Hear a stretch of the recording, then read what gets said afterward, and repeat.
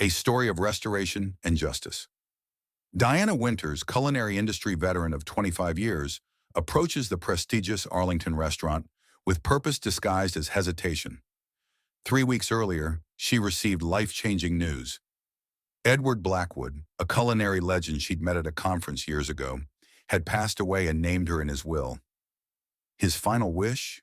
To offer Diana the opportunity to purchase the Arlington, the crown jewel of his restaurant empire.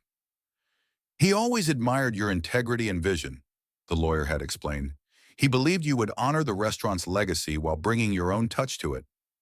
Before announcing herself as the new owner, Diana decides to experience the Arlington as a customer first, a practice she developed over years as a restaurant consultant.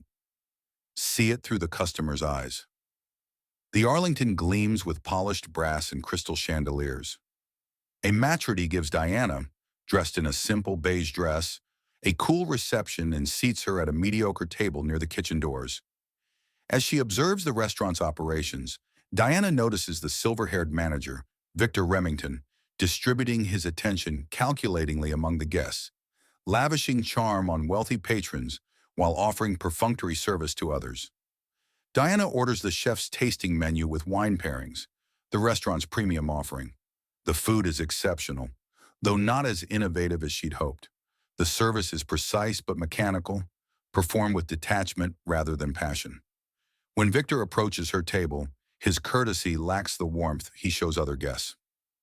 The chef's tasting menu is quite ambitious, he remarks, eyeing her simple attire.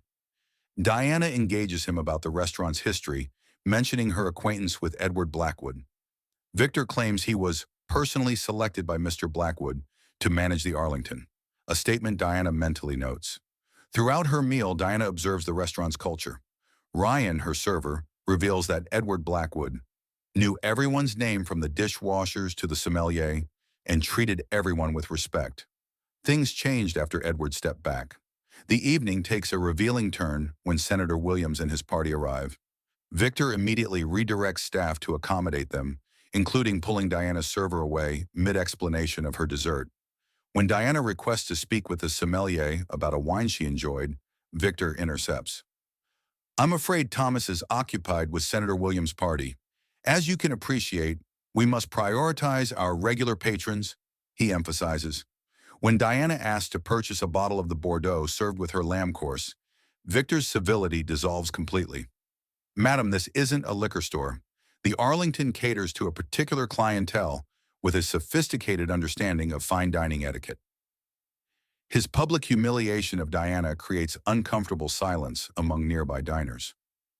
What Victor doesn't realize, Diana's calm exterior conceals not embarrassment, but calculation. Instead of going home after dinner, Diana waits across the street until the kitchen staff leaves at 11:05 p.m. She approaches them and invites several, Ryan, Melissa, Jorge, and Alicia, for drinks at a nearby pub. Their candid conversation reveals the Arlington's transformation under Victor's management. Jorge, a 7-year veteran, confirms Victor lied about being selected by Edward Blackwood. Victor implemented policies prioritizing profits over quality and created a toxic work environment. Employee turnover increased, particularly among those who remembered better days. Diana spends the night reviewing the Arlington's financial records, spotting patterns suggesting systematic skimming. Through meetings with key staff the next day, she collects evidence of Victor's fraudulent activities, a shadow accounting system for high-value wine sales, inferior ingredient substitutions, and vendor markup arrangements. At 8 a.m. the following morning, Diana arrives at the Arlington in a tailored navy suit that radiates authority, accompanied by her lawyer. She calls an emergency meeting with all staff in the restaurant group's board. "I'm Diana Winters. As of 3 weeks ago, I am the owner of the Arlington," she announces to the stunned room. Victor, his arrogance collapsing, stammers in disbelief. "I visited my restaurant as a customer yesterday evening," Diana continues, maintaining eye contact with him. "I had a most educational experience." As the evidence against Victor is presented, he attempts to claim defamation, but the case against him is overwhelming. Security escorts him from the premises. "You set me up," he accuses desperately.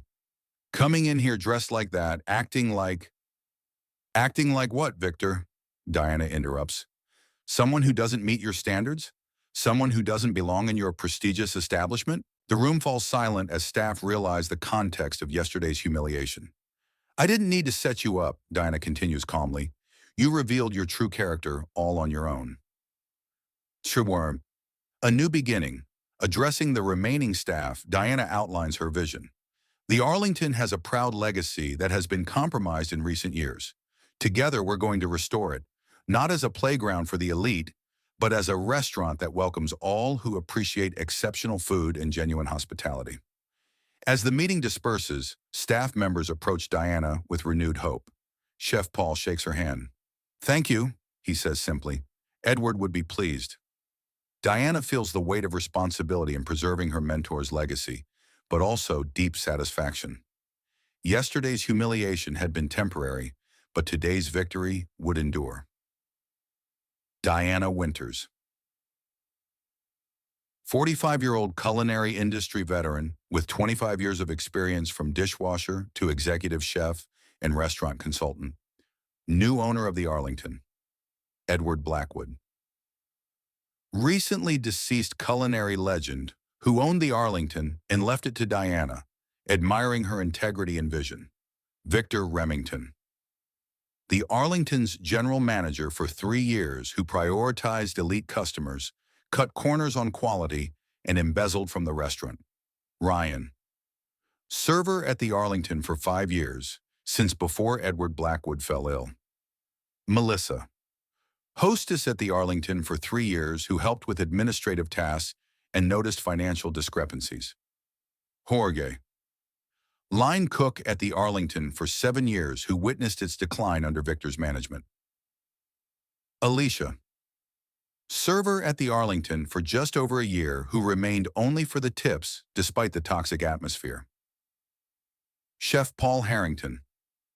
Head chef at the Arlington for nearly a decade, distressed by Victor's cost-cutting measures and declining ingredient quality. Thomas. Sommelier who documented Victor's shadow wine sales scheme. Grekern. Themes and takeaways. Cotillard. Appearances versus reality. Victor's dismissal of Diana based on her appearance represents a fundamental misunderstanding of true quality and worth. Leadership shapes culture. The Arlington's transformation from Edward's inclusive excellence to Victor's elitist atmosphere demonstrates how leadership defines organizational culture. Justice through understanding. Diana's approach of experiencing the restaurant as a customer first allowed her to understand its problems more deeply than any report could reveal. Legacy and stewardship. Diana's commitment to restoring Edward's vision represents the responsibility that comes with inheriting someone else's life's work. True hospitality. The story contrasts Victor's conditional hospitality with Diana's and Edward's belief that exceptional service should be available to all who appreciate it. Patient strategy. Diana's calm collection of evidence rather than immediate confrontation demonstrates the power of strategic patience.